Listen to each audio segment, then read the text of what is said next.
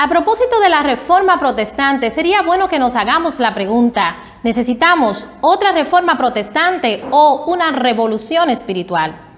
La reforma protestante fue un movimiento religioso que se originó en el 1517 en Alemania con Martín Lutero.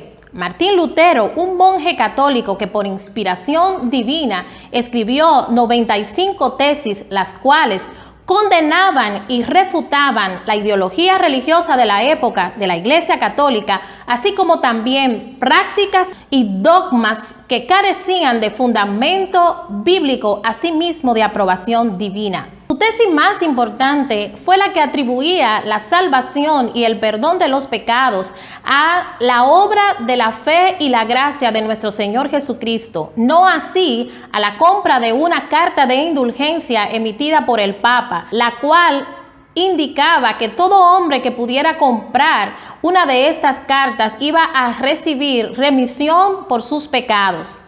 Podemos recordar la cita de Johann Tetzel que decía: tan pronto una moneda suena en el alfolí, un alma sale del purgatorio. Lutero negó la autoridad del Papa para remisión y perdón de pecados. Asimismo, condenó el interés de la Iglesia más por el dinero que por las almas. Lutero mencionaba en su tesis: el verdadero tesoro de la Iglesia es el Evangelio de gloria y de gracia de nuestro Dios. El mismo Lutero instaba en su tesis a que la Iglesia volviera al cristianismo primitivo. Poco a poco comenzaron a diseminarse las tesis de Lutero, lo que trajo mucha controversia entre los políticos, los religiosos, el Papa, los nobles y aún los estudiosos de la teología de la época. Pronto el discurso comenzó a confrontar la mente y el corazón tanto de la Iglesia Católica como también de los reyes, de los estudiosos y de los laicos, asimismo como de políticos. El mismo proceso ganó asimismo opositores y también adeptos, y pasó entonces a convertirse en lo que hoy conocemos como el cristianismo protestante. Esta iniciativa se convirtió en el movimiento de transformación y cambio ideológico respecto a la fe más importante de la historia. Nunca antes el mundo había experimentado una transformación a este nivel desde el momento en que vino Jesucristo e introdujo el Evangelio del Reino. Él mismo logró afectar a sí mismo la mente y el corazón de los hombres, como también todo sistema religioso. Parecería entonces que más de 2000 años después de la llegada de nuestro Señor Jesucristo y a casi 500 años después de la Reforma Protestante, parecería que necesitamos más que una reforma que afecte la ideología y el quehacer de la Iglesia, una revolución espiritual que deponga el gobierno de Satanás en los hombres y en el sistema religioso y posicione el señorío y el gobierno de Jesús en el corazón de los hombres, asimismo en la Iglesia.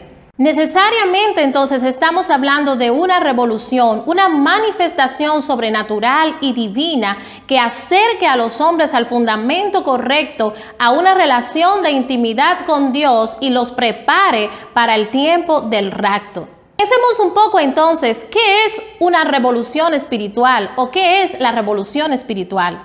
Es la última manifestación del Espíritu Santo antes del rapto de la Iglesia. Esta tiene dos propósitos esenciales. Número uno, restaurar el completo cuerpo de Cristo, es decir, reformar el completo cuerpo de Cristo para que todos los hijos tengan una relación de intimidad con su Dios. Y número dos, convencer al mundo de pecado, de justicia y de juicio. Ahora, ¿qué hará el Espíritu Santo para lograr esto?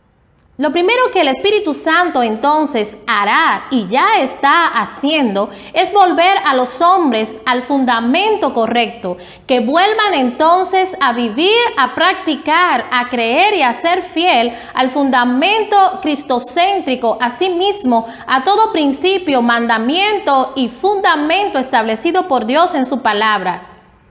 El otro aspecto importante que el Espíritu Santo hará y ya ha iniciado a hacer es volver a los hombres a que tengan una relación de intimidad con su Dios. El tercer aspecto que el Espíritu Santo está haciendo es también reenfocar la iglesia en la salvación y en la vida eterna.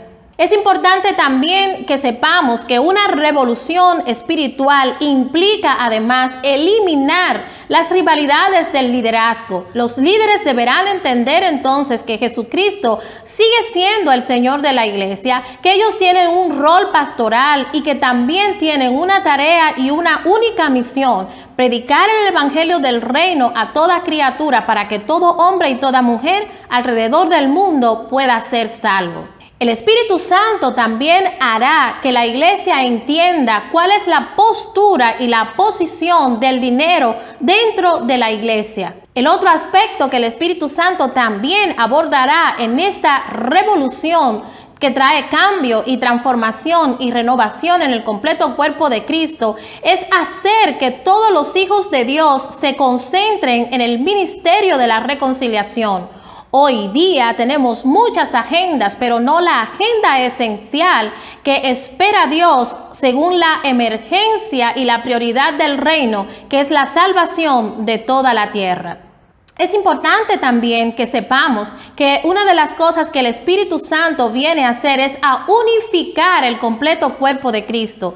Tenemos una gran variedad de expresiones de la fe cristiana, pero podemos recordar que nuestro Señor Jesucristo vendrá a buscar una sola iglesia que comparta a sí mismo a nivel mundial una sola fe, un solo Señor, un solo bautismo y un solo fundamento doctrinal, el Evangelio de Cristo Jesús. Finalmente, una de las intervenciones poderosas que el Espíritu Santo hará en esta revolución inminente y emergente antes del rapto de la iglesia es convencer al mundo de pecado. Si podemos recordar, una de las tareas del Espíritu Santo es convencer al mundo de pecado, de justicia y de juicio. Podemos decir entonces que la acción de convicción de pecado tendrá dos grandes intervenciones. Número uno, en el cuerpo de Cristo, el cual convencerá a los hijos de Dios de pecado para que puedan volver a tener una relación de intimidad con Él y puedan apartarse de sus malos caminos y de las obras de la carne y puedan vivir con santidad e integridad, y asimismo puedan ser preparados tanto para la obra del ministerio de la reconciliación como también para el tiempo del rapto. La otra forma o la otra intervención que el Espíritu Santo hará con la ministración del espíritu de convicción es traer convicción en el mundo, para que los hombres entiendan que ya no tienen más opción con su libre albedrío de decidir en qué momento aceptar al Señor Jesucristo como Rey soberano de sus vidas. Frente al inminente rapto de la iglesia, entonces tenemos que decir que ya no habrá mucho más oportunidad para que los hombres decidan cuándo y cómo aceptar al Señor Jesucristo. Es necesario que el Espíritu Santo convenza de pecado y de arrepentimiento a los hombres para que todos comparezcan ante el Señor Jesucristo y puedan ser preparados junto con los santos para el tiempo del rapto. Si tú deseas conocer más en detalles la acción del Espíritu Santo en esta revolución espiritual, te voy a invitar a que visites el canal Revolución del Espíritu Santo y a que te suscribas en mi canal, donde podrás seguir escuchando más sobre este tema. Dios te bendiga, es tiempo de revolución.